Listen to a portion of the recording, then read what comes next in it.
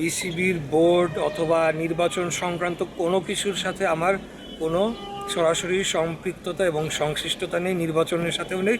এটা তাদের প্রক্রিয়া, তারা করবে। আমি একজন কাউন্সিলর হিসেবে সেদিন ভোটটা দিই। হ্যাঁ, এবার নির্বাচনটা কেমন দেখতে চান? নির্বাচন যেটা আমরা চাই যে একটা ইনক্লুসিভ নির্বাচন হোক এবং যারা যোগ্য ব্যক্তি তারা যাতে নমিনেটেড হয় এবং যারা কারো ব্যক্তি বা পারিবারিক পরিচয় মুখ্য হয়ে উঠবে না।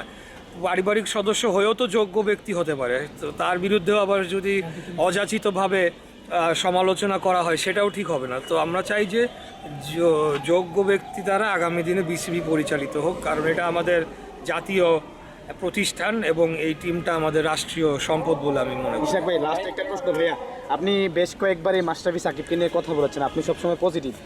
এই নতুন গভর্নমেন্ট আসছে, নতুন গভর্নমেন্টের কাছে জনগণের আসলে অনেক বেশি ইচ্ছা আর কি সাকিব তামিমরা আবার দেশের হয়ে ফিরো, কিংবা যে মাশরাফি গত 2 বছর যাবৎ ঘরবন্দি রয়েছে, এটার সমাধানটা আসলে কিভাবে দেখছেন? না, এটা আমি যেটা বলেছি আগে যে খেলোয়াড়দের মতো তাদেরকে ট্রিট করা উচিত, নতুন করে অ্যাড করার কিছু নাই। তবে তাদের যদি আসার ইচ্ছা থাকে তারা কি পদক্ষেপ নিয়েছে কিনা, তার পরিপ্রেক্ষিতে সরকারের পক্ষ থেকে কোনো ব্যবস্থা আসতে পারে।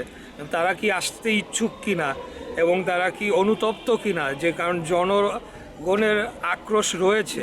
24-এ একটা রক্তাক্ত গণ অভ্যুত্থান হয়েছে এবং তার আগে বিগত 17 বছরের কার কি ভূমিকা ছিল সেটাও সকলের কাছে পরিষ্কার। তাই তাদেরও উচিত হবে যে যদি আসতে চায় তাহলে জনগণের কাছে এক ধরনের অ্যাপোলজি করা উচিত এবং এরপরে সরকারের কাছে আবেদন করা উচিত, তারপরে সরকার সিদ্ধান্ত নিতে পারে। সরকার তো আগ বাড়িয়ে কাউকে আর নিয়ে আসতে পারে না। তাদের আগ্রহ রয়েছে কিনা, কোথাও বাধা সরকার থেকে